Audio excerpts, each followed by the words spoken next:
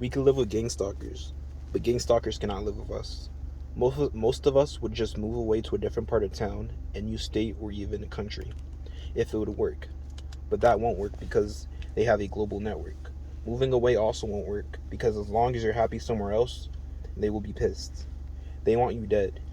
And if you choose to live, they will make sure your life is as miserable as it could possibly be, that it makes it like you're barely living anyway. They don't want you to do well, good, or even okay. They want you to just be barely getting by at best. You cannot start any problems, and they will find any small fault or even make up their own reasons to justify torturing and harassing you. When you're doing well, they are miserable, and when you're not doing well, they're happy. Any accomplishment you do, no matter how big or small, is seen as nothing in their eyes. It doesn't matter. You could cure cancer and they'll see it as nothing. And if they do acknowledge your accomplishments, it's seen as a threat in their eyes, like you're basically trying to be in competition with them or it could hurt them in some type of way.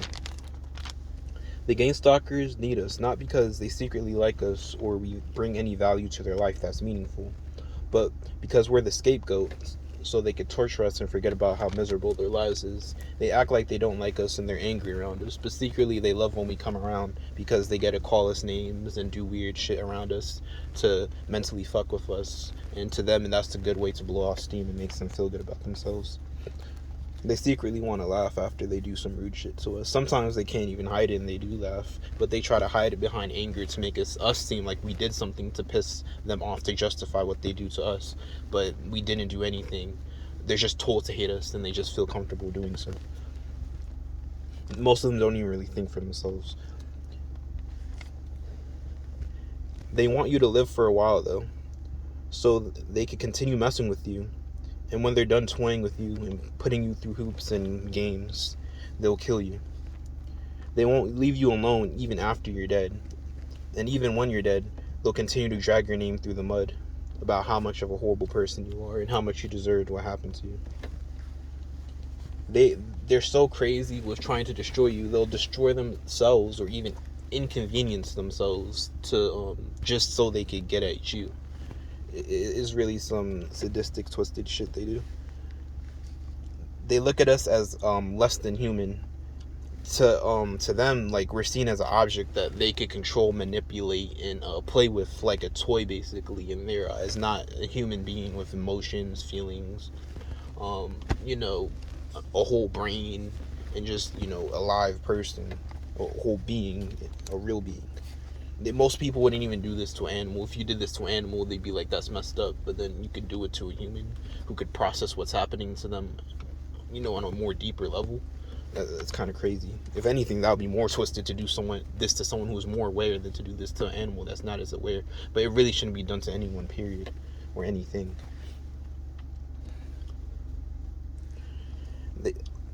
They can't stand to see us happy. And our happiness is their downfall. If we're doing good in life, they see it, as I said again, a threat. They see it basically as like their downfall. And basically, us doing good means that they're doing bad. Like another quote that someone said, is not good enough that I should succeed.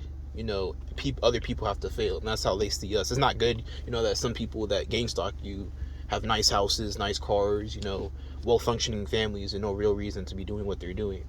But it's not enough for them to succeed. They have to make sure other people fail so they can experience, what they have. We can't coexist, just like how snow can't survive in the desert. It won't go together. People like this, you have to be, if you're not dead, then you have to be living miserable. They just cannot have you living happy.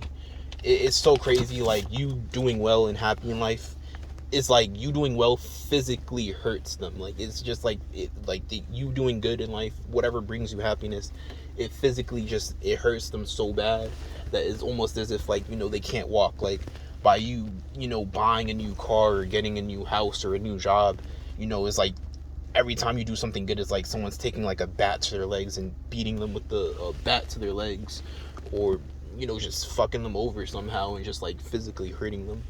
it's kind of crazy how, you know, they do this and how they feel this type of way towards us. That's why I'm saying, like, we can't coexist. It won't work.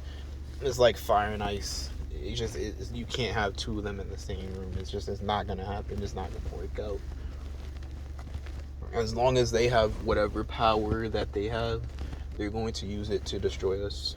As long as we are walking on this earth, they're going to try to destroy us. There's never going to be a day where it's just like, oh, you know, they had enough. Let's just leave them alone. You know, let bygones be bygones. Nope, they will destroy you no matter what you do. No matter, you know, if you try to fix whatever mistake that they said you made or whatever you try to say you did, they try to say you did. They don't care. It's not about justice or, you know, justice or trying to, like, you know, show you that you shouldn't be doing what you're doing and lead you to a road of redemption and be a better person. That it's about none of that. They claim to be good people, but it's like, would a good person torture somebody to death and try to destroy everything they say they like? But, you know, that's a story for another day.